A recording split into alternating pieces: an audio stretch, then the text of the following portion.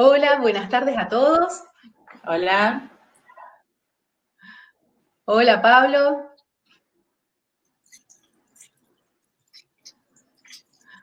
Bueno, bienvenidos a todos. Estamos dando comienzo al webinar de preparación física y cirugía bariátrica en el marco del Congreso Internacional de Cirugía Bariátrica y Metabólica, que no se pudo hacer este año en Mendoza por motivos, bueno, que todos sabemos de pandemia, pero ya tenemos una nueva fecha para el año próximo. Así que bueno, aquí hay tres colegas, amigas, que han hecho unas impresionantes presentaciones en relación a la actividad física, el ejercicio. Vamos a hablar sobre reganancia de peso y cómo se puede influir, cómo el ejercicio físico influye en estas áreas. Así que, bueno, las voy a presentar. Enseguida va a hablar el doctor Omelanzuk, bueno, director del Congreso, justamente para darles la bienvenida. Bueno, vamos a tener la primera presentación. Acá, hola, Pablo. Bueno, buenas tardes a todos. Gracias por estar presente en este último webinar que estamos organizando, esta serie de webinars que hicimos en relación a que, como ustedes saben, hace 14 años que venimos haciendo el Congreso acá en Mendoza y por razones obvias este año no se pudo hacer. Entonces no quisimos estar lejos de todos ustedes que siempre nos han acompañado y queríamos hacer una actividad científica y es por eso que hemos realizado esta serie de webinars. Este es el último, él es el webinar de actividad física. Quiero agradecerles a las tres expositoras que gentilmente aceptaron tener esta presentación y también a Cecilia que va a coordinarlo y fue la que organizó todo el programa. Nuevamente gracias por estar y queda la invitación para el año que viene acá en Mendoza, que ya hemos fecha del Congreso, que es del 13 al 15 de mayo, y los dejo con Cecilia para que presente a las disertantes. Bueno, muchísimas gracias, Pablo. Bueno, la primera presentación va a estar dada por Cristina Aquino. Ella es profesora de Educación Física de Brasil, de Curitiba. Tiene mucha experiencia en cirugía bariátrica y metabólica. Así que, Cris, mientras te termino de presentar, si querés ir poniendo la presentación, así vamos compartiendo. Sí. Bien. Un segundo. Un ratito. Bien. Cristina, bueno, es muy especializada, es graduada en Educación Física, en entrenamiento de fuerza, de salud, hasta la performance de USP, ha hecho entrenamiento funcional, está en el equipo de cirugía bariátrica y metabólica de la Sociedad Brasilera, es ex vicepresidenta del Núcleo de Salud Física de la Sociedad Brasilera de Cirugía Bariátrica y Metabólica y es miembro del Comité de Salud de IFSO, que es Federación Internacional de Cirugía Bariátrica de la Obesidad. Bueno, un honor estar aquí con ustedes. Vamos a hablar un poquito entonces del entrenamiento de fuerza para pacientes bariátricos. Bueno, la cirugía bariátrica es considerada la intervención más efectiva en el tratamiento de la obesidad mórbida, demostrando más de 50% de pérdida del exceso de peso mantenida por más de 10 años. Sin embargo, algunos de los beneficios alcanzados tienden a disminuir con los años, como la pérdida de peso, hipertensión y la remisión de la diabetes tipo 2. Las mejoras en la función física y el dolor corporal también parecen disminuir entre 1 y 3 años después de la cirugía. Una de las hipótesis es que la gran cantidad de pérdida de músculo empeore el gasto calórico en el reposo, haciendo con que la velocidad de pérdida de peso disminuya. Disculpame, Cristina. Hola. ¿Vos sabés qué? Hola, Cristina, no se ve la presentación. Fíjate de poner presentación. A mí parece la presentación acá. En full screen. Se ve la presentación, ponela en pantalla completa.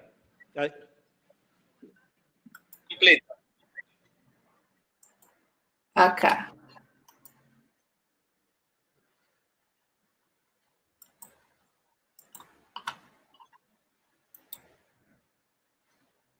Pantalla completa, ¿sí? A ver si me va ahora.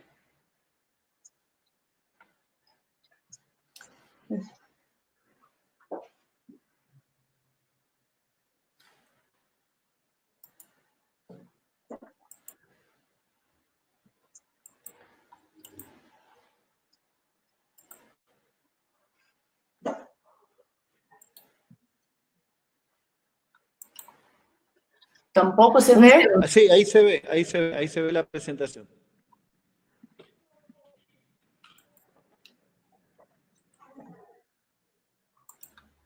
Se fue, se me fue. Compartilhar. ¿Ahora sí? Ahí está la presentación. Sí, se ve, Bueno. se ve. Ok.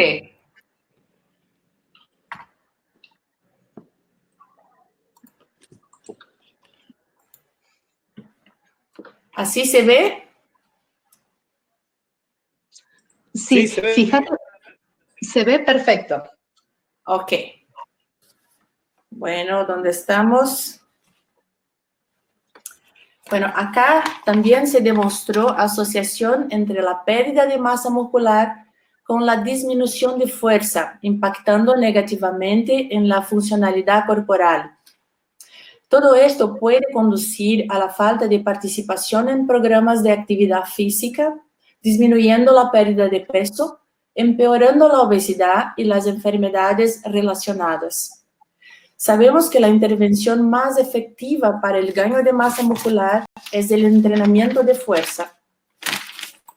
¿Qué tenemos entonces de evidencias científicas con respecto al entrenamiento de fuerza para bariátricos? En 2011, un estudio pionero combinó ejercicios aeróbicos con entrenamiento de fuerza en 15 hombres y mujeres sometidos a bypass gástrico. Después de estimar la fuerza con el test de una repetición máxima, empezaron con 2 series de 15 repeticiones con 60% de la carga estimada en el test, llegando a 3 series de 75% de un RM en las últimas semanas. El entrenamiento consistió de 3 veces a la semana, 75 minutos cada sesión, 10 minutos de ejercicios de calentamiento, 25 minutos de ejercicios de fuerza, 30 minutos aeróbico, al final 10 minutos de vuelta a la calma.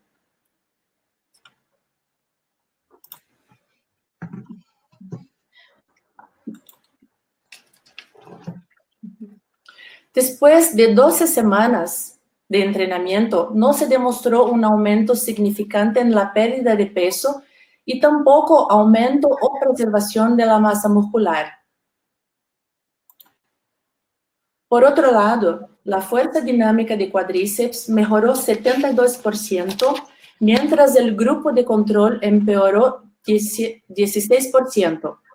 Para el bíceps hubo un aumento de 12% contra 36% de pérdida y el tríceps un aumento de 26% contra una pérdida de, de 12% contra una pérdida de 36%, 39% en el grupo de control. La fuerza estática presentó una pérdida menor en el grupo de entrenamiento también. Discúlpame, Cristina, ¿vos en tu computadora podés poner en la presentación en pantalla completa? Sí, claro, es que la otra vez que me puso desapareció para ustedes. A ver, ¿cómo está ahora? Está, digamos, se ven los slides al costado y el resto de la presentación, pero muy pequeña. Digamos, de poder ver en pantalla completa. Entonces, tal vez tú puedes poner en modo presentación. Sí, yo puse, pero no aparece para ustedes. Solamente acá. Bien, perfecto. Bueno. Muy pequeño, ¿no? Muy pequeño. No, pero continuemos, pero te escuchamos muy, muy bien. Sí, y aparte no tengo cómo cambiar los slides por acá. Dale. No, Cris, no hay ningún inconveniente. Continuemos así. Bueno.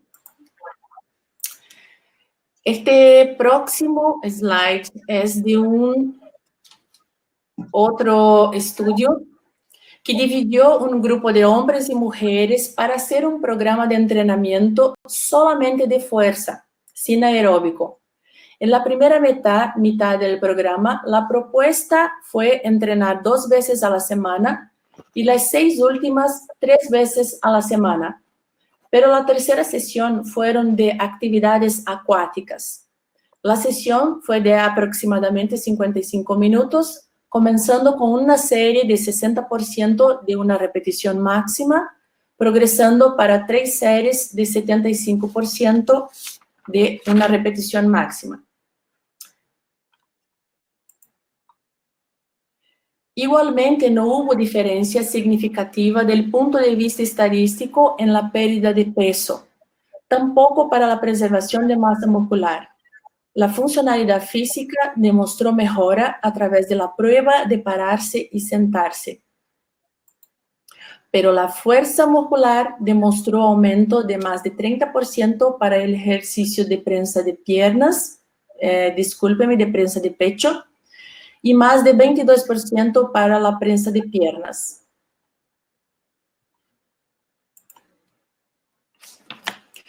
El estudio de Daniels se mostró un poquito más uniforme, investigando solamente mujeres y solamente las sometidas al bypass gástrico, después de 8 semanas de cirugía.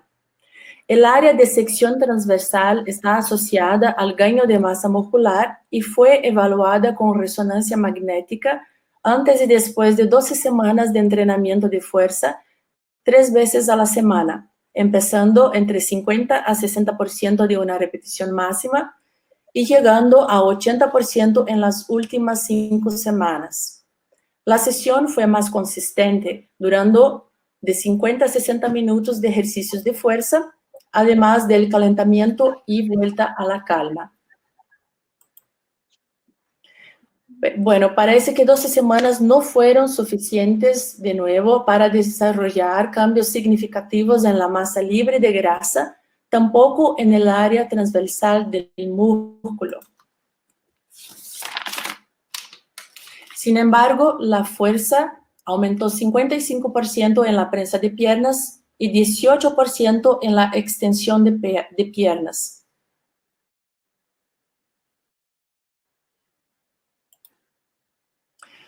Por otro lado, cuando miramos las intervenciones más largas, como por ejemplo esta de 36 semanas, se pueden notar algunas diferencias importantes, incluso cuando el entrenamiento se hace solamente 2 veces a la semana. La estimación de fuerza fue hecha con 10 repeticiones máxima. El entrenamiento empezó con una serie de 10 repeticiones, progresando a 3 series de 12 repeticiones. Una sesión estuvo compuesta de 60 minutos de ejercicios de fuerza, 25 minutos de entrenamiento aeróbico y 5 minutos de vuelta a la calma. Se hizo reevaluaciones a cada 6 semanas para adecuar las cargas de entrenamiento.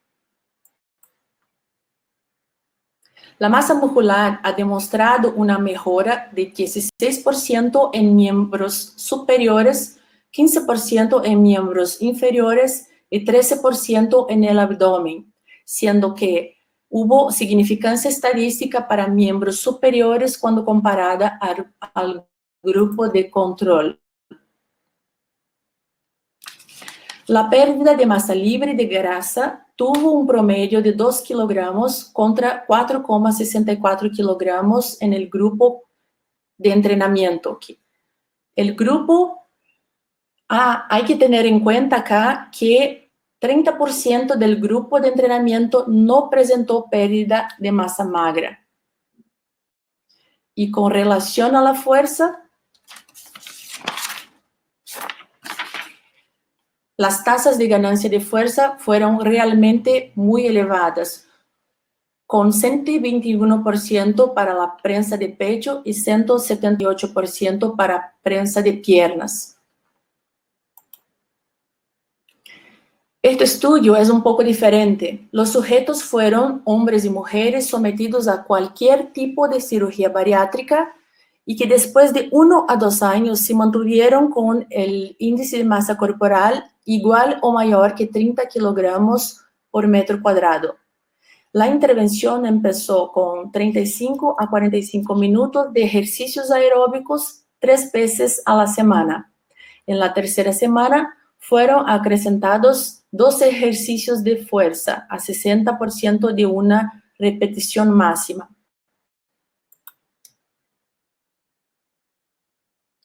La intervención fue de 12 semanas supervisadas y luego 12 semanas más no supervisadas. El grupo que se ejercitó demostró disminución significativa en el peso, mejora en la composición corporal, función física y función cardiovascular. Al final de 12 semanas, la prueba funcional de caminar demostró una gran mejora en el grupo de entrenamiento, mientras el grupo de control empeoró todos los resultados.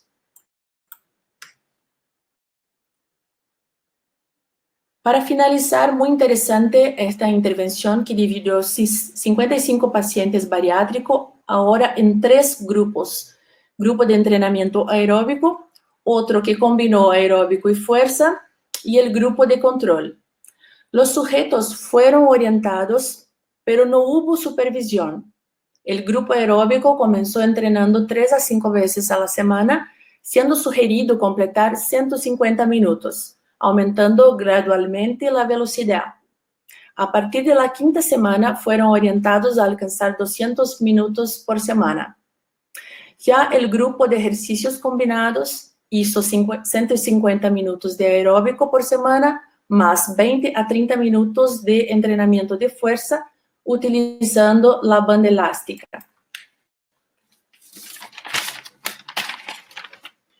Los 2 grupos de intervención presentaron disminución en el peso y en el tejido adiposo. También demostraron mejora en la capacidad aeróbica y en la función física cuando comparados al grupo de control. El grupo que entrenó fuerza logró mejor preservación de masa muscular y la evaluación de fuerza de una repetición máxima aumentó significativamente. ¿Qué podemos decir entonces con los datos que vimos? En 12 semanas es posible mejorar mucho la fuerza muscular y consecuentemente la funcionalidad física. La masa muscular no demostró aumento en 12 semanas. Sin embargo, los grupos de entrenamiento de fuerza observaron mejor pérdida de músculo cuando comparados a los grupos de control. Los ejercicios aeróbicos obviamente no lograron preservación de masa muscular.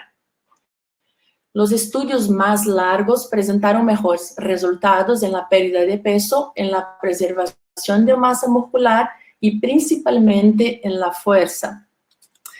En sujetos con pérdida insuficiente de peso o recidiva, entre 1 y 2 años después de la cirugía, el entrenamiento combinado parece contribuir positivamente para mejorar la composición corporal y fuerza. Y parece que el entrenamiento de fuerza empezado tardíamente presenta mejores resultados en la pérdida de peso y en la mantención de masa muscular. Algunas cosas en los estudios, en la metodología pueden tener algunos errores en los resultados. Por ejemplo, cuando se pone diferentes tipos de cirugía en el mismo estudio. Por ejemplo, el bypass es diferente de la manga gástrica con relación al catabolismo, así que los resultados en el entrenamiento pueden ser diferentes. Tendríamos que testar. El rango de edad, obviamente mujeres cerca de la menopausia, ancianos, igual tienen resultados diferentes. Algunos estudios tienen un bajo número de sujetos, a veces mezclan hombres y mujeres, y principalmente la diferencia en la prescripción de ejercicios en los estudios se queda difícil de analizar los tipos de ejercicio, tiempo de descanso, la sobrecarga, todo eso tendría que ser un poquito más similar para que tiremos conclusiones. El tiempo de intervención, como vimos, 12 semanas es muy diferente de 36 semanas de intervención. Los resultados son mucho mejores en estudios más largos. Los tipos de teste, obviamente, una resonancia magnética es diferente de un teste de sentar y levantar, por ejemplo. La falta de control en la ingesta alimentaria, principalmente en la proteína. Y, obviamente, estudios que no son randomizados. Así que la conclusión es que necesitamos de más estudios randomizados y controlados para definir directrices y los mejores programas de entrenamiento de fuerza en pacientes bariátricos.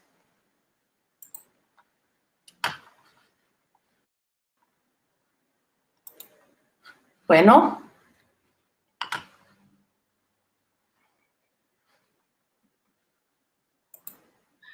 Bien. Bueno, Cristina, muchísimas gracias por tu presentación. Verdaderamente muy interesante la combinación de entrenamientos. Y bueno, básicamente la importancia del ejercicio físico en todo lo que es los beneficios que trae para el paciente bariátrico. Y aquí es muy importante que el paciente empiece a trabajar antes de la cirugía, que empiece a tener esta funcionalidad muscular antes de la cirugía, es muy importante. ¿Para qué? Para que después en su postoperatorio sea mucho más efectivo estos beneficios que estamos mencionando. Cristina, sí, muchísimas gracias. Muchísimas gracias. Bien, vamos a continuar con la segunda ponencia, con la kinesióloga Joana Aquino. Nos va a hablar del rol de la actividad física en el control del peso, estrategias para evitar la reganancia post-baja de peso. Joana es kinesióloga, egresada de la Universidad de Chile, magíster en Medicina y Ciencias del Deporte, estudio de postítulo en Ciencias de la Actividad Física, Ejercicio, Nutrición y Salud, Obesidad, y es kinesióloga del Centro de Nutrición y Bariátrica de la Clínica Las Condes en Chile. Bienvenida, Joana. Hola, Ceci. Bueno, primero agradecerte por la invitación y esperemos que ahora no nos cueste tanto la logística virtual. Cuéntame, ¿comparto la pantalla o mi presentación está cargada? No, comparte la pantalla. Ya.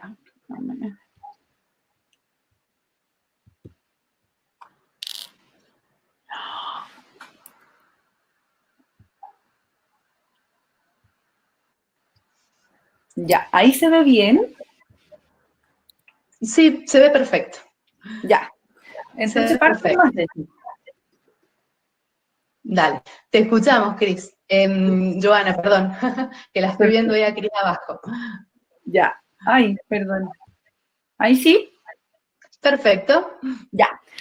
Entonces, bueno, primero agradecer a la organización. Efectivamente, estamos tratando de adaptarnos a toda la contingencia sanitaria mundial, pero se ha hecho súper importante aprovechar la oportunidad de traspasar conocimientos, ideas, y por lo tanto estoy súper contenta de ser parte de este webinar con el tema rol de la actividad física en el control del peso, estrategias para evitar la reganancia post baja de peso. Este tema me parece muy importante abordar porque si nosotros creemos que bajar de peso es complejo, mantener la baja de peso es mucho más complejo aún. De hecho, se sabe que del 35 al 80% de los sujetos que pierden al menos el 10% del peso corporal fracasan en la mantención del peso al año. Que en la cirugía bariátrica, este estudio que fue realizado por el grupo del Hospital Clínico en la Universidad de Chile, nos muestra que después de 3 años de pacientes sometidos a bypass gástrico, se reporta entre 20 a 70% de reganancia de peso, según los distintos criterios de subir 10 kilos en promedio. O sea, hay distintos criterios, pero básicamente después de los 3 años se reporta una importante reganancia de peso en el paciente bariátrico. Sabemos, por otra parte, que la reducción masiva de peso produce una reducción del metabolismo basal y que el sedentarismo, en algunos estudios, ha mostrado ser un factor predictor de la ganancia de peso en pacientes sometidos a bypass gástrico. ¿Y por qué es tan difícil mantener esta baja de peso? Y básicamente nosotros aquí podemos ver que el organismo busca constantemente un equilibrio en el peso corporal, que sabemos que a nivel hipotalámico se organizan o se integran las señales del apetito en lo que es función de algunos estímulos periféricos o algunos estímulos más centrales de controlar la ingesta, ¿ya? Sabemos que cuando nosotros mantenemos un peso corporal adecuado, hay un equilibrio entre la ingesta y el gasto en función de la ingesta determinada por el hambre, la saciedad y la absorción de los distintos nutrientes, y respecto del gasto de energía en función del gasto energético basal, de la termogénesis inducida por los alimentos y de la actividad física, que vemos que es lo que más podemos variar dentro de este equilibrio, ¿ya? Todos estos factores se enlazan en la interacción entre la conducta y el medio ambiente y en todo lo que implica el estilo de vida, ¿ya? Lo que sucede cuando nosotros queremos perder peso es que efectivamente tenemos que provocar un desequilibrio entre la ingesta y el gasto para lograr una pérdida de peso, ¿ya? Y cuando nosotros provocamos esta restricción calórica, que lógicamente mientras mayor es, más respuesta compensatoria va a existir en términos del aumento del apetito, el cuerpo se adapta rápidamente a disminuir el gasto energético basal y además de disminuir el gasto asociado a la actividad física, porque el cuerpo se vuelve más eficiente en términos energéticos. Por lo tanto, si antes una actividad física nos costaba un costo energético de 5 METs, cuando bajo de peso, ese mismo costo energético es menor. Por lo tanto, nuestro gasto energético tiende a disminuir cuando bajamos de peso y por otro lado se activan todos estos péptidos orexígenos que van a ir a facilitar esta ganancia de peso, ¿ya? En ese sentido, y según este artículo, que es bastante reciente del 2017, nos dice que un paciente antes de perder peso, a diferencia de un paciente que después que ha perdido peso, vamos a encontrar un paciente que tiene más hambre, tiene menos saciedad, tiene un gasto energético en reposo menor, pero también tiene un costo, una eficiencia energética en términos de un gasto calórico asociado a las distintas actividades físicas, ¿ya? Entonces, bajo esa mirada, se hace lógico que los pacientes tiendan a reganar peso, porque básicamente un paciente lo que hace es restringir la alimentación, aumentar el gasto energético a través de hacer actividad física, pero resulta que después cuando llega al peso ideal o al peso objetivo, lo que el paciente vuelve a hacer paulatinamente es ir aumentando la ingesta, porque en teoría se encuentra en una etapa de mantención, pero no considera que el gasto es diferente, ya sea porque su gasto energético basal disminuyó, como también porque el costo energético de las distintas actividades es mucho más eficiente. Entonces, paulatinamente se empieza a reganar el peso, ¿ya? Entonces, en ese sentido, lo que nosotros tenemos que analizar es cómo la actividad física, el ejercicio y también la conducta sedentaria pueden influir en la mantención del peso, ¿ya? Acá nosotros podemos ver en este artículo que efectivamente el ejercicio cuando nos preguntan ¿sirve para bajar de peso? No, la respuesta yo creo que para todos los que trabajamos con pacientes con exceso de peso, vamos a decir que el ejercicio por sí solo, y como lo muestra este gráfico acá, y en un periodo de 12 meses, o sea, es un periodo prolongado, vemos que no es una herramienta efectiva para la reducción del peso corporal, a diferencia de la dieta y en el mejor de los escenarios, en la dieta y el ejercicio, ¿ya? Acá nosotros vemos en función de la mantención del peso, donde sí efectivamente el gasto calórico, en el fondo la energía que gastamos, sí se relaciona de manera adecuada con la mantención de la baja de peso, ¿ya? Y eso tiene el absoluto sentido de decir, perfecto, mi gasto energético basal bajó, pero yo al aumentar mi gasto energético voy a lograr tener más probabilidades de mantener el peso para compensar la compensación fisiológica de la reducción del peso corporal, ¿ya? Ahora, otro concepto importante y que cada vez está tomando más relevancia tiene que ver con el tiempo sentado y el nivel de actividad física en términos de lo que no es propiamente tal ejercicio, sino que el poco costo energético, el poco gasto energético que nosotros tenemos en el día a día, ¿ya? Un ejemplo claro de esto es un sujeto que 3 veces a la semana va al gimnasio, pero está todo el día sentado en una oficina, ¿ya? Entonces, el tiempo sentado, o lo que definimos como conducta sedentaria, también, y en este estudio que tiene un seguimiento que es muy largo después de la cirugía, y como muestra los resultados acá, donde vemos el tiempo sentado, también se relaciona con una mantención del peso. Entonces, acá nosotros vemos que el nivel de actividad física medido por esta encuesta, donde nos decía que mayor a una vez por semana de actividad física, o sea, ni siquiera tanta actividad física, ya tenía relación con la mantención de la baja de peso, y así también nosotros vemos que los sujetos que pasan más tiempo sentados tienen más probabilidad de reganar el peso corporal, ¿ya? Ahora, el ejercicio, aquí nosotros tenemos que pensar en el ejercicio como el entrenamiento estructurado en función de provocar distintas adaptaciones metabólicas que podrían ayudarnos a mantener el peso. O sea, cuando hablamos de ejercicio, no podemos estar pensando solo en el gasto calórico asociado a una sesión de entrenamiento.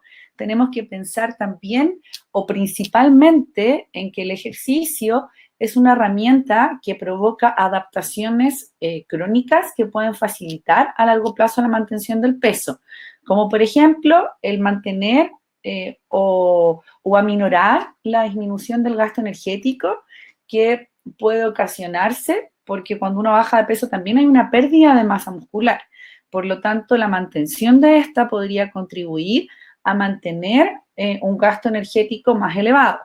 Por otro lado, hay estudios que nos hablan del lactato, que sabemos que es un sustrato o un producto que se produce en los ejercicios que son más intensos, podría ser o podría relacionarse con el empardecimiento de la grasa y en ese sentido provocar una mayor termogénesis, un mayor gasto energético incluso en reposo. Y eso también nosotros podemos verlo cuando hacemos ejercicio, o sea, una adaptación que puede ser provocada por el ejercicio.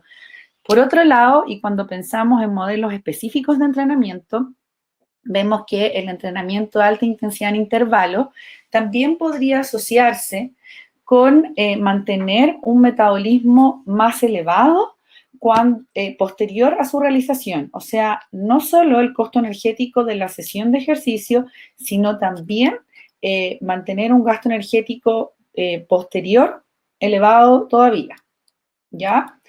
Ahora, esta teoría, y era lo que hablábamos anteriormente, del flujo de energía o del energy flux, básicamente explica de manera bastante lógica el concepto de decir que un sujeto que hoy en día tiene alta disponibilidad de alimentos y un estilo de vida sedentario va a tener un flujo alto de energía, o sea, va a tener un bajo gasto y una alta ingesta, y por eso la mayoría de la población está aquí, ¿cierto?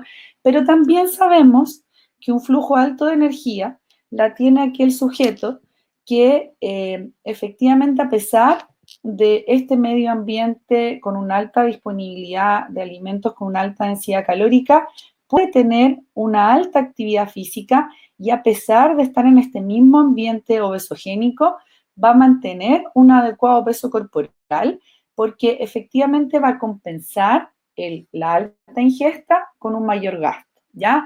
Y aquí entonces vemos los distintos escenarios y nosotros entonces tendríamos que pensar que nosotros queremos llevar a nuestros pacientes a un escenario más similar a este.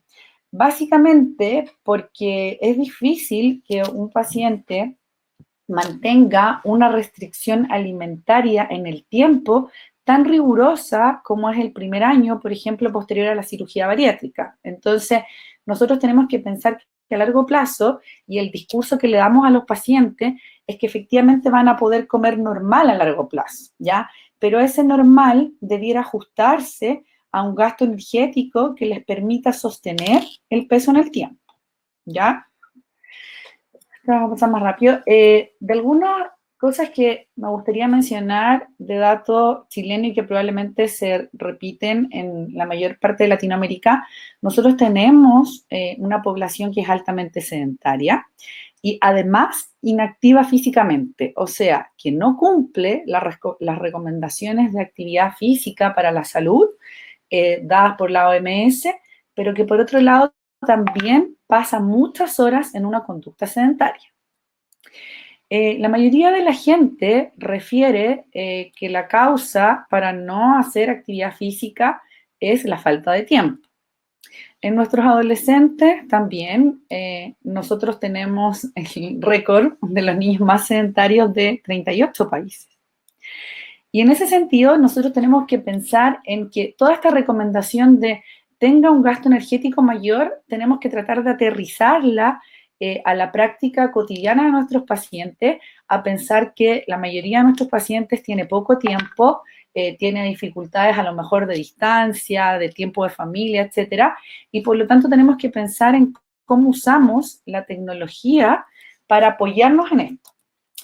¿Qué nos ofrece la tecnología? Nos ofrece bajo costo, fácil de usar, da premios, motivación, es portable. Y acá entonces algunos estudios respecto de el cambio conductual que puede contribuir el usar aplicaciones móviles en salud, ¿ya? Y en ese sentido, favorecen el automonitoreo, que se refiere como una estrategia adecuada para el control de la actividad. Es decir, las personas no somos conscientes de nuestra conducta hasta que no la cuantificamos. Y en ese sentido, el usar este tipo de aplicaciones favorece el automonitoreo de la actividad física. Acá nosotros vemos cómo en este estudio, ¿cierto? Las aplicaciones móviles nos ayudan a tener, o sea, es decir, la gente que utiliza aplicaciones relacionadas con la actividad física se mueve más que aquel que no la utiliza. Y el que dejó de utilizarla, la verdad es que también tiende a comportarse como aquel que no la utiliza. Aquí lo mismo en relación al índice de masa corporal, donde vemos que un mejor control de peso se asocia al uso de las aplicaciones.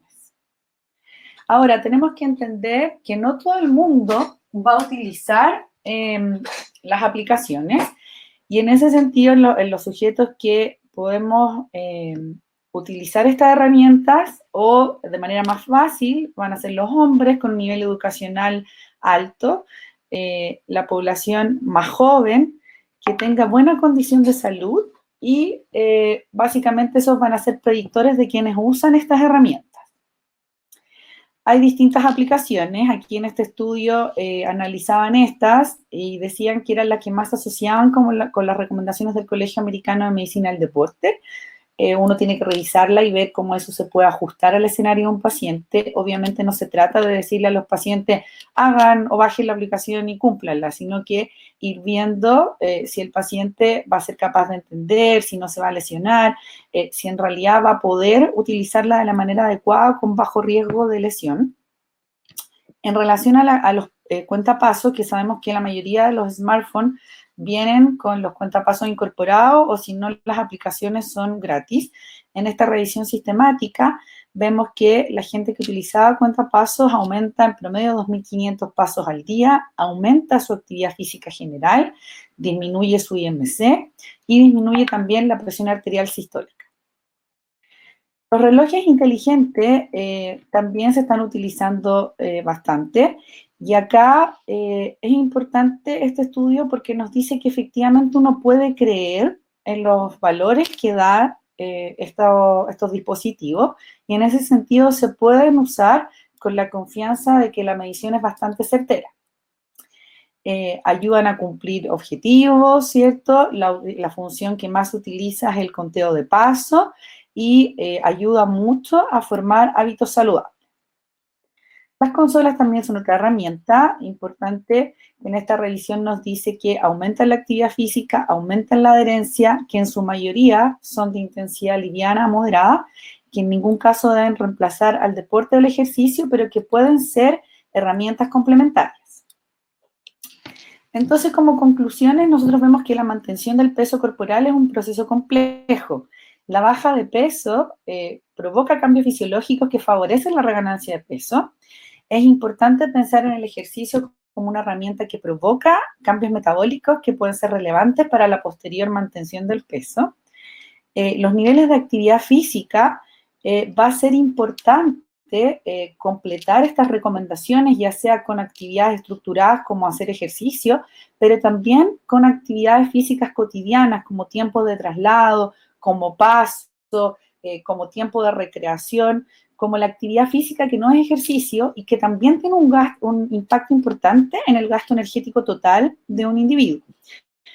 Utilizar la tecnología favorece el incremento de la actividad física y es una estrategia razonable que ha mostrado tener buenos resultados, por lo tanto, uno debiera tratar de utilizarla en el manejo, sobre todo a largo plazo, de nuestros pacientes. Muchas gracias.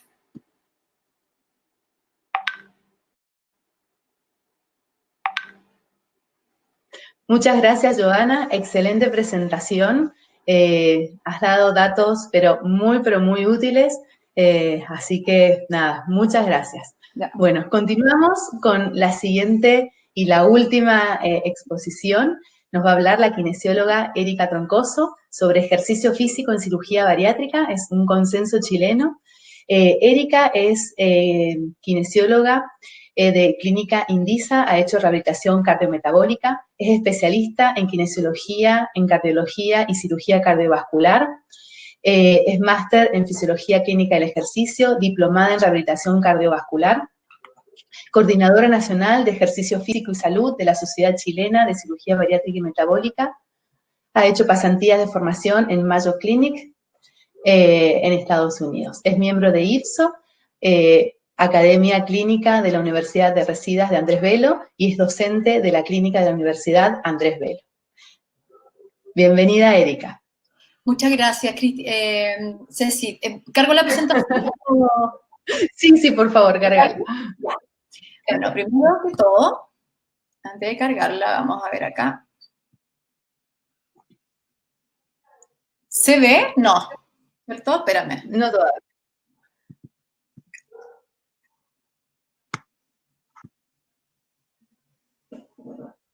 Ok, espérame.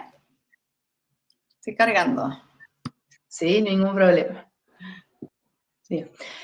Después de esta última ponencia vamos a responder todas las preguntas, así que ahí ya hemos estado tomando nota para que no quede ninguna duda en relación a las presentaciones. Por supuesto. Déjame acá. Dime, ¿qué tal ahí? ¿Se ve? Se ve, muy bien. Adelante. ¿O no? Erika, se ve y se escucha perfecto.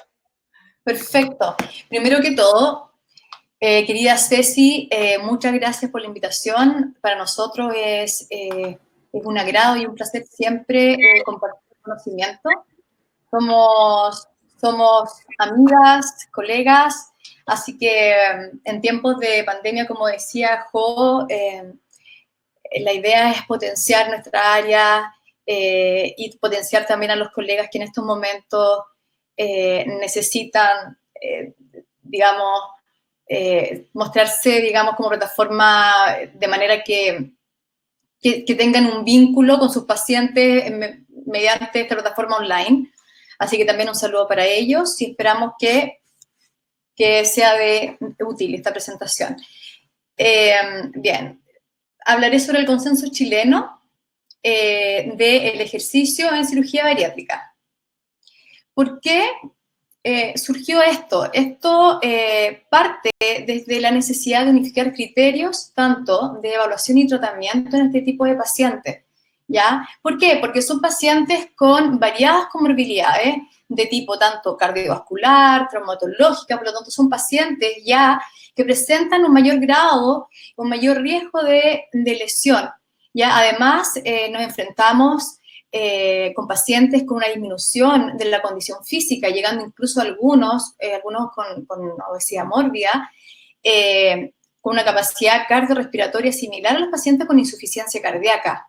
Ahora, si sumamos también este escenario del paciente con obesidad, vemos que un paciente que se somete además a una cirugía bariátrica, puede presentar una pérdida entre 1 a 2 años, 53% y un 12% de la pérdida de masa libre de grasa en relación al peso perdido. Sin embargo, cuando se someten a un protocolo de ejercicio, un programa de ejercicio, se ve que esta pérdida se reduce a menor a 22%. Por otro lado, como mencionó también Cristina y Joana, existe una disminución de la tasa metabólica basal. Todo esto dado en forma compensatoria por esta baja de peso corporal y también por cambios en la composición corporal posterior a la cirugía bariátrica. Como muestra, por ejemplo, este rectángulo en color lila, vemos que incluso hay pacientes que presentan una disminución de su tasa metabólica basal en 740 kilocalorías al día.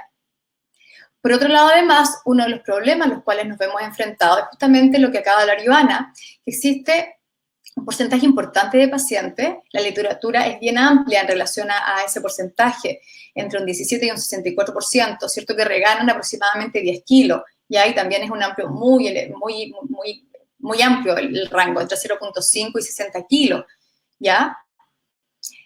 Por lo tanto, este consenso surge bajo la necesidad de tratar este tipo de pacientes. Con todas estas características nos vamos a encontrar con un paciente que va a presentar una pérdida de masa libre de grasa y lo que va a llevar a una disminución de su funcionalidad, de la fuerza muscular, con una disminución de la tasa metabólica, lo que predispone a la larga a una reganancia de peso. Para ello, se reunieron 9 expertos académicos, universitarios, investigadores y o miembros de sociedades científicas que forman parte de la Sociedad Chilena de Cirugía Bariátrica y Metabólico de Chile, ¿cierto? Y posterior a ello, se realizaron las revisiones bibliográficas hasta marzo del 2018, ¿ya? La literatura abarcó, fue revisada hasta esa fecha.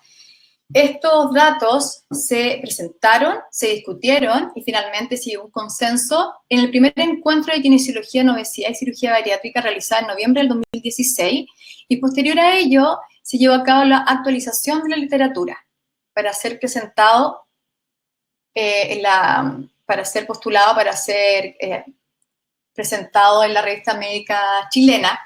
Finalmente, aquí están todos los autores, quienes forman parte de distintas clínicas y centros universitarios de Chile. Y los temas que se abordaron fueron 4. La evaluación y prescripción de ejercicio aeróbico, de ejercicio de fuerza muscular, la actividad física y mantención del peso y la suplementación proteica asociada al ejercicio. El primer punto que tiene relación con la evaluación y prescripción de ejercicio aeróbico, lo realizaron Luis González y Javiera Cancino, en donde el objetivo de por qué, en el fondo, hacer un consenso con la evaluación cardiorrespiratoria. Esto va a determinar, en definitiva, la capacidad cardiorrespiratoria a través de una prueba de estrés cardiopulmonar, ¿cierto? De manera que podamos prescribir este ejercicio y además evaluar la respuesta al entrenamiento, siempre, por supuesto, considerando la estratificación de riesgo de cada paciente, de la estratificación de riesgo cardiopulmonar.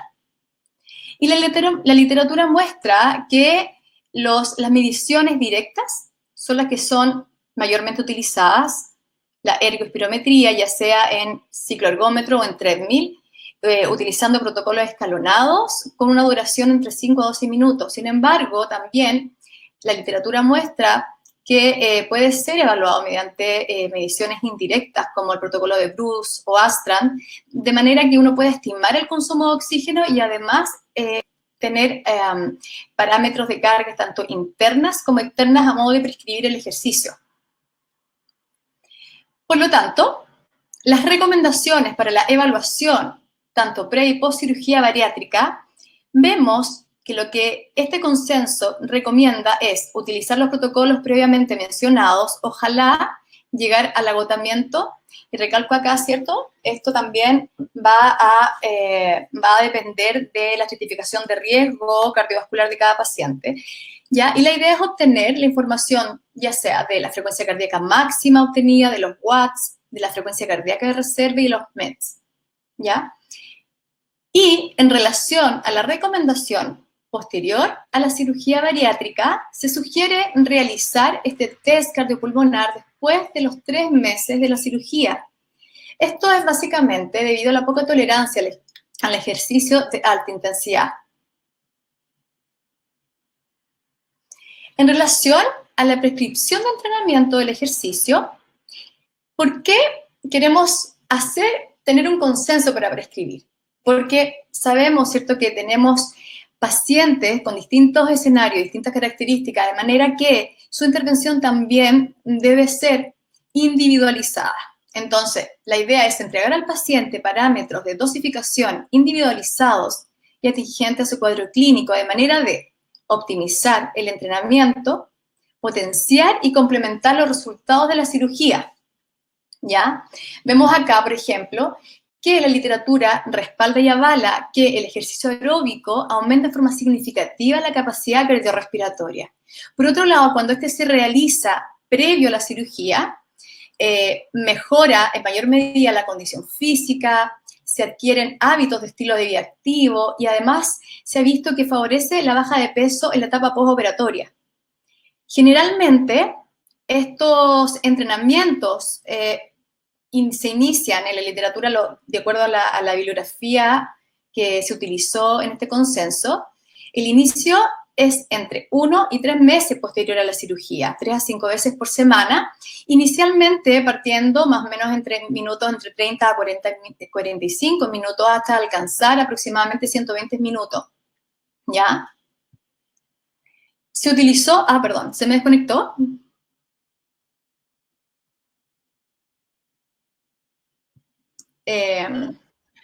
Hola, Erika. Sí, se salió la presentación, pero ahora la podés volver a colocar. ¿Ahí está?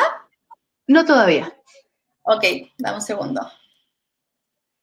Ahí está, espérame.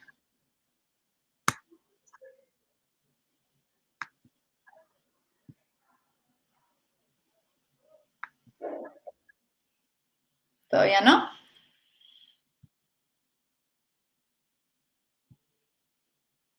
Ahora sí.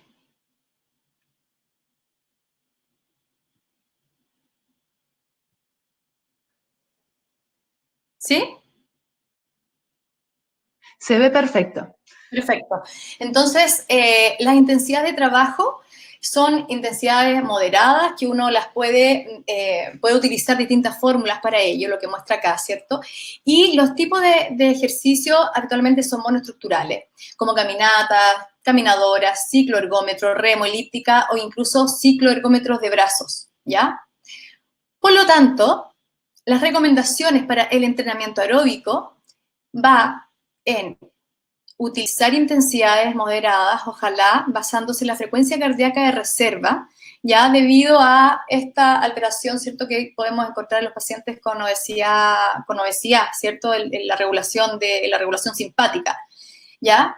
Realizarla entre 3 a 5 veces por semana y sumar minutos entre 150 minutos semanales.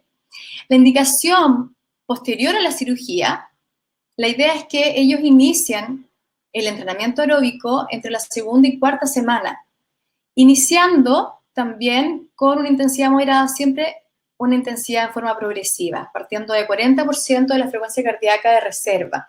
En caso que no se cuente con un test un test de consumo de oxígeno, ya se puede utilizar la frecuencia cardíaca máxima teórica utilizando la fórmula de Tanaka. Aquí lo importante de la recomendación del entrenamiento aeróbico es minimizar a 90 minutos semanales durante el primer mes de la cirugía. Esto debido por la baja tolerancia al ejercicio. Muchos pacientes, además, que cursan con hipoglicemias, se extienden, digamos, en la intensidad. Y además, para no aumentar este efecto catabólico del paciente posterior a la cirugía bariátrica, ¿ya? Y progresar a la semana 12 a 150 minutos semanales. Después, ¿cierto? Desde la semana 12, incorporar actividades lúdicas, deportivas, incluso entrenamientos de alta intensidad. Y ya a partir de las 24 semanas, considerar 200 minutos semanales. Esto básicamente tiene relación para evitar la reganancia de peso. En relación a la prescripción de ejercicio de fuerza, este fue realizado por mí, vemos que no existe mucha evidencia científica en relación a ello. Generalmente la evidencia muestra los protocolos mixtos, ¿cierto? Ejercicio aeróbico, y son pocos los estudios que solamente aíslan el ejercicio de fuerza, ¿ya? Vemos que habitualmente los estudios que hay, el entrenamiento de fuerza parte entre la 5ª y la 8ª semana posterior a la cirugía, y efectivamente se ha visto que aminora la pérdida de masa libre de grasa, ¿ya? Habitualmente se utilizan un RM, pero también otros estudios muestran evaluaciones indirectas. Y también nos encontramos con algunos papers que incorporan las pruebas funcionales y la fuerza de prehensión como indicador de salud. Por lo tanto, la recomendación para la evaluación de fuerza muscular es estimar, no evaluar en forma directa el RM, sino que más bien estimarlo considerando por todas las comorbilidades, sobre todo osteomusculares de los pacientes, y muchos de ellos quizás no tienen el hábito ni la coordinación neuromuscular, ¿cierto?, para realizar este tipo de ejercicio. Por lo tanto, se sugiere la ecuación de Britsky si el paciente realiza menos de 10 repeticiones en el test de la evaluación muscular, de la evaluación de fuerza muscular, ojalá entre 5 y 8 repeticiones. La ecuación de Epley, si es que el paciente logra mayor a 10 repeticiones. Recordemos que basándose en el protocolo conservador de la evaluación de fuerza muscular. O sea, ojalá no más allá de 5 intentos y entre cada intento, entre 2, incluso 5 minutos de descanso. Realizar esta estimación de fuerza muscular de un RM, tanto en la etapa prequirúrgica y posterior a los 3 meses de la cirugía. ¿Ya? Utilizar ejercicios de alto volumen muscular, como el press pierna, chest press y extensión de rodilla. En caso de que, de acuerdo a la condición física y osteomuscular de los pacientes, no se pueda realizar este tipo de evaluación, se pueden utilizar y optar por pruebas funcionales como parar y sentarse de la silla y fuerza de prehensión. Esto no va a servir, digamos, como para prescribir el ejercicio, pero nos va a dar va a ser un buen indicador de progresión cuando lo reevaluemos. El objetivo, ¿por qué queremos prescribir el ejercicio de fuerza? Para minimizar la pérdida de masa libre de grasa posterior a la cirugía. Ya como recomendaciones generales, la idea es que el paciente parte este entrenamiento durante el primer mes posterior a la cirugía. Y como sabemos que muchos de los pacientes no tienen experiencia previa con el ejercicio, sobre todo con ejercicios en máquinas, con pesas, ¿cierto? Por lo tanto, no existe una buena coordinación neuromuscular. Lo que nosotros recomendamos es que se realice una fase de familiarización con intensidades más bajas, una serie de 10 a 15 repeticiones durante el primer mes y ir progresando en la medida que el paciente lo vaya tolerando hasta alcanzar 80% de un RM estimado, y ojalá más de ello, y considerar dentro del entrenamiento también de fuerza muscular la estabilización postural, ejercicio de control postural y estabilización lumopélvica. Pensemos también que existe una gran pérdida de masa grasa y masa muscular también, masa grasa, ¿cierto? Que en cierta manera, después de la cirugía, al perderse este centro de gravedad, al alterarse, ¿cierto?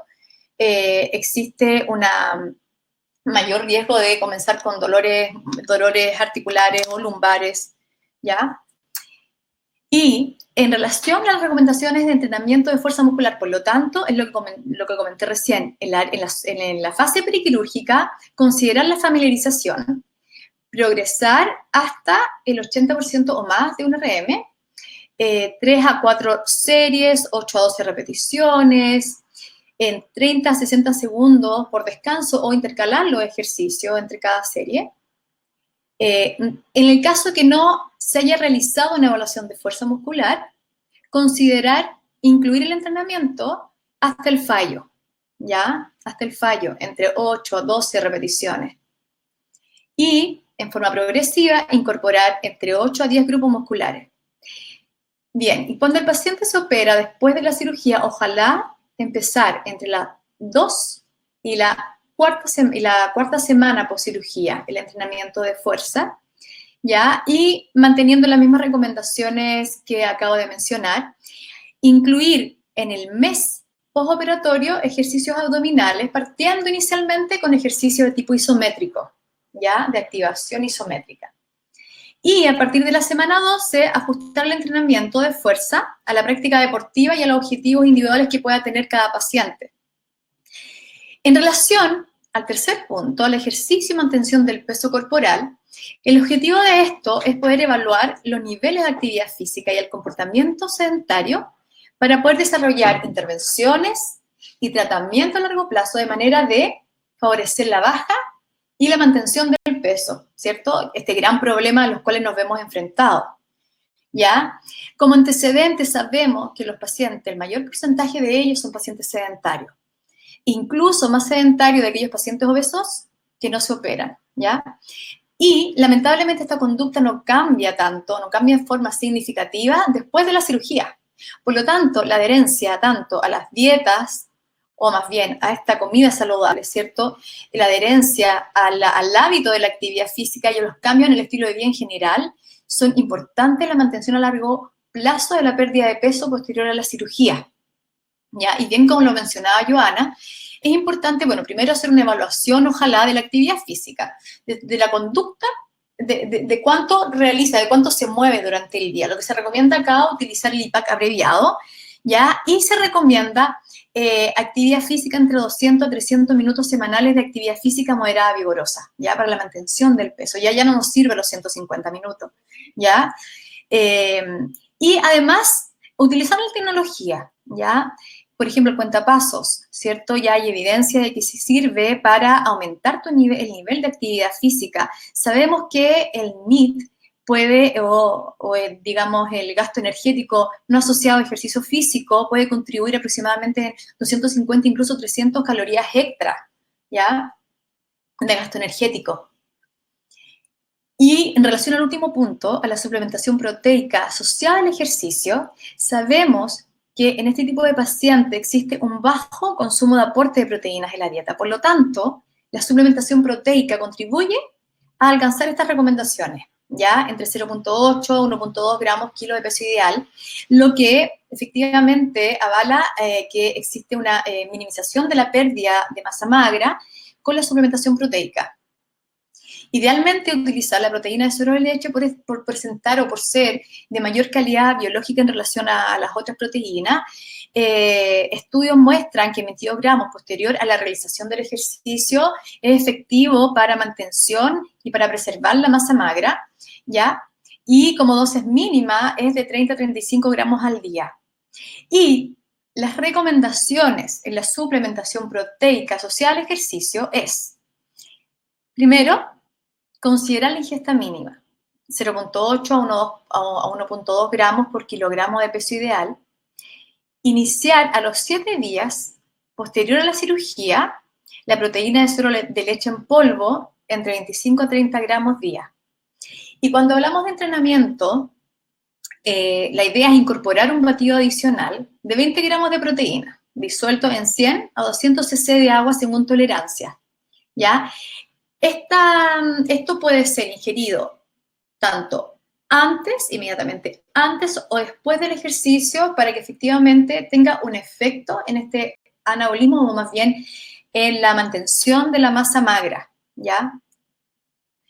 Como conclusión, Es fundamental el trabajo en equipo, el trabajo desde una mirada multidisciplinaria, considerar que la obesidad es una enfermedad que debe ser tratada bajo las distintas aristas,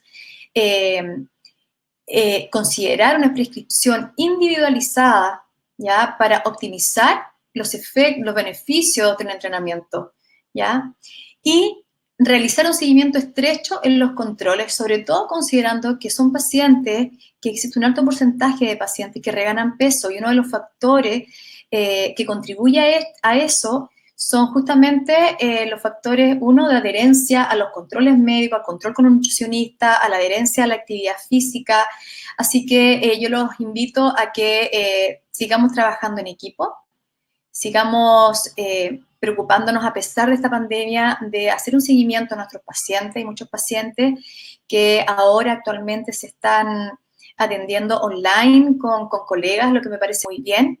Es importante considerar que muchas plataformas en YouTube muestran rutinas de ejercicio que no necesariamente son las más beneficiosas para nuestros pacientes. Por eso que la invitación está en seguir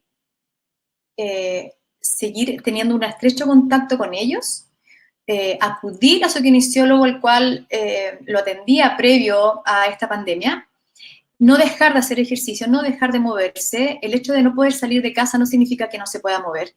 Ya hay rutinas que uno puede realizar en su casa, puedes flexionarlo. Si no tienes tiempo en la media hora diaria, puedes flexionarlos en 10 minutos, en la mañana, media tarde y después la noche, pero siempre hay herramientas para poder hacerlo. Muchas gracias. Aquí está parte del grupo. Aquí estamos parte de la directiva. Está Joana Pino. Está Pilar Camposano, aquí estoy yo, y varios miembros también. Aquí está nuestra amiga Cecilia, y varios miembros también del grupo SAEFCO, de la Sociedad Chilena de Cirugía Bariátrica y Metabólico. Muchas gracias. Muchas gracias, Erika. Excelente presentación. Muchísimas gracias. Yo en esa foto estuve colada, pero bueno, nada, fue un muy lindo encuentro. Bien. Excelente las tres presentaciones, la verdad que mucho conocimiento, lindos temas para compartir con colegas y, bueno, y también con pacientes. Bien, aquí hay varias preguntas. Hay algunas que mientras las iban realizando seguramente han sido contestadas con las segundas ponencias, sobre todo con la última. Así que, bueno, voy a hacerle una pregunta a Cristina. Nicolás nos pregunta sobre, dice que en la ganancia de fuerza se ha reportado una disminución del flujo sanguíneo en pacientes postbariátricos, cuando hablan justamente de la restricción del flujo sanguíneo.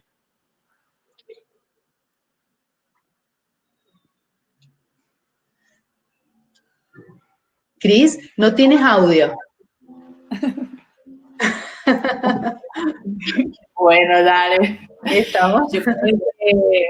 Hasta ahora no tenemos todavía estudios con restricción no sé cómo se dice en español, pero blood flow restriction. Nosotros no tenemos todavía con pacientes bariátricos específicamente, tenemos con obesos. Aparte, intentamos hacerlo en Brasil, pero los médicos, los cirujanos cardiovasculares dijeron que tenemos que hacer más testes y así el estudio se queda un poco más caro porque hay que testar de tiempos en tiempos por el tema de los problemas cardiometabólicos que ya están las enfermedades que el obeso el bariátrico ya tiene, así que no tenemos datos en la literatura todavía. Bien, muy bien. Hay muchas preguntas. Aquí hablan de qué suplementación proteica utilizan o recomiendan a los pacientes. Eso, bueno, los trabajamos en combinación con las nutricionistas. En la experiencia de ustedes, chicas. ¿Qué respondo yo o respondes tú? Responde tú nomás. Ya. Mira, nosotros trabajamos lo mismo con los nutriólogos y las nutricionistas en la clínica. Obviamente se conversa, pero en general estamos súper alineados a utilizar el whey protein, básicamente por el tipo de aminoácidos que generan más anabolismo muscular. Entonces, en general, o la nutricionista, o la nutrióloga, o nosotros somos súper enfáticas en tratar de cumplir con la recomendación de la ingesta proteica, y los suplementos que utilizamos son los whey protein. Bien. Acá que preguntan que, claro, lo que pasa es que acá se habla sobre cómo optimizar tu entrenamiento de fuerza, o más bien para mejorar o para minimizar la pérdida de masa muscular. Entonces, han visto estudios que donde se logra, si uno, hay una es lo que se llama una vía de señalización, mTOR, que se activa y que está abierta como en 2 horas posterior a un entrenamiento de fuerza. Entonces, la idea de administrar proteína en esta ventana es más beneficiosa para minimizar la pérdida de masa magra, ¿ya? En estos pacientes. Por ejemplo, acá dicen que tenía entendido que no importa el horario. Lo que pasa es que, claro, una persona habitual, si uno tiene un buen aporte proteico diario, algunos estudios muestran, por ejemplo, 4 administraciones iguales de proteína en las comidas más grandes, ¿cierto? Diaria, estuviese bien, pero estamos hablando de un escenario de pacientes que están en un estado metabólico. Entonces, lo ideal es administrar la proteína después del entrenamiento, o antes del entrenamiento, o después, ¿cierto? Dentro de 2 horas posterior a ella. Exactamente. Bien. Acá preguntan sobre los ejercicios hipopresivos. Bueno, las recomendaciones. ¿Qué opina para pacientes que tienen problemas de espalda en los que se imposibilita algunos tipos de actividad física? ¿Qué opinan sobre estos ejercicios hipopresivos?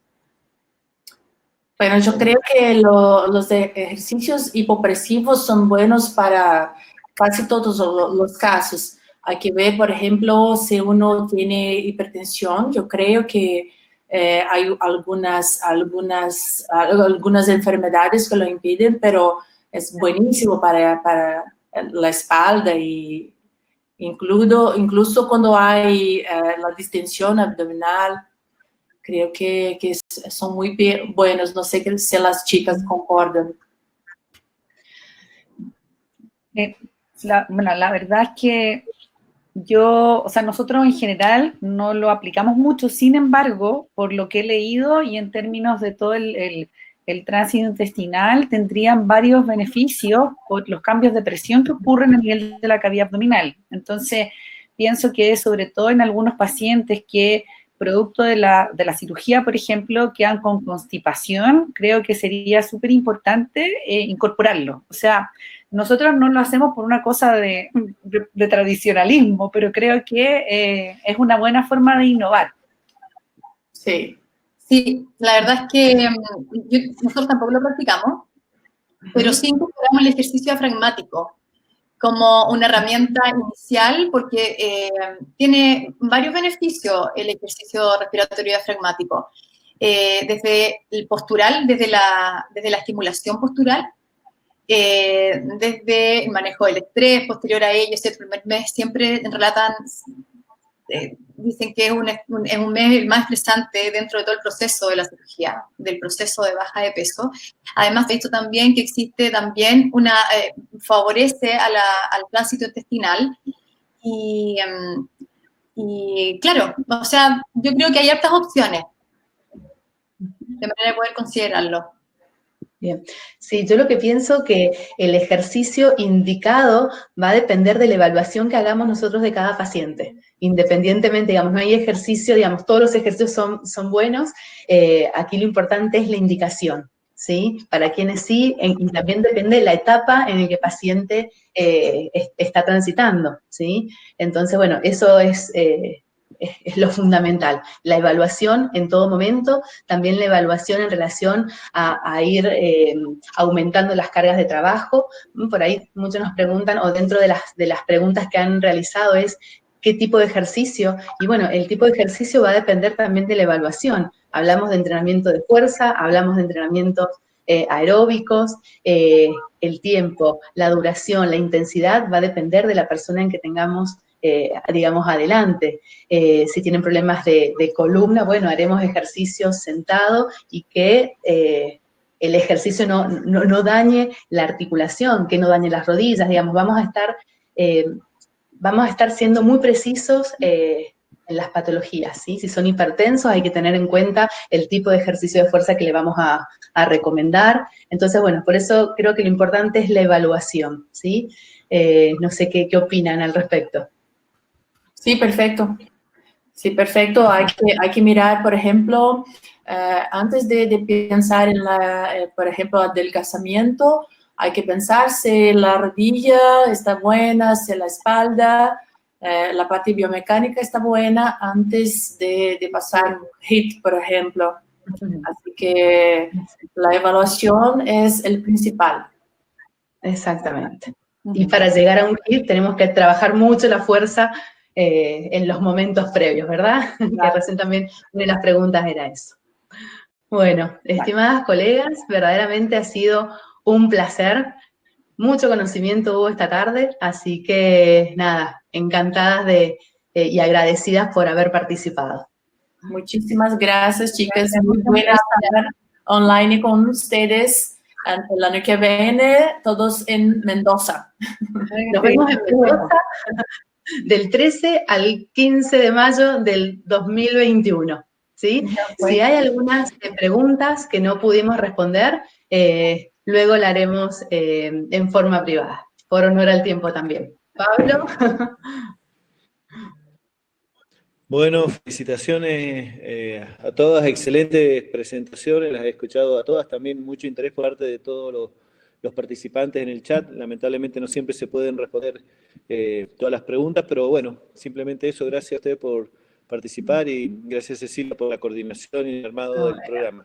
Y como recién dijeron, los esperamos el año que viene en Mendoza, 13 al 15 de mayo, como siempre, acá en el mismo lugar con un excelente programa científico que ya estamos trabajando y en próxima semana ya lo vamos a estar difundiendo. Muchas gracias. Ceci, para que termines. Gracias. Bueno, muchísimas gracias. Bueno, agradecidísima y muchas gracias. Venimos trabajando desde hace muchos años, así que nada, un placer compartir este conocimiento. Bueno, nos vemos pronto. Chao. Nos vemos. Chao, hasta luego. Nos vemos.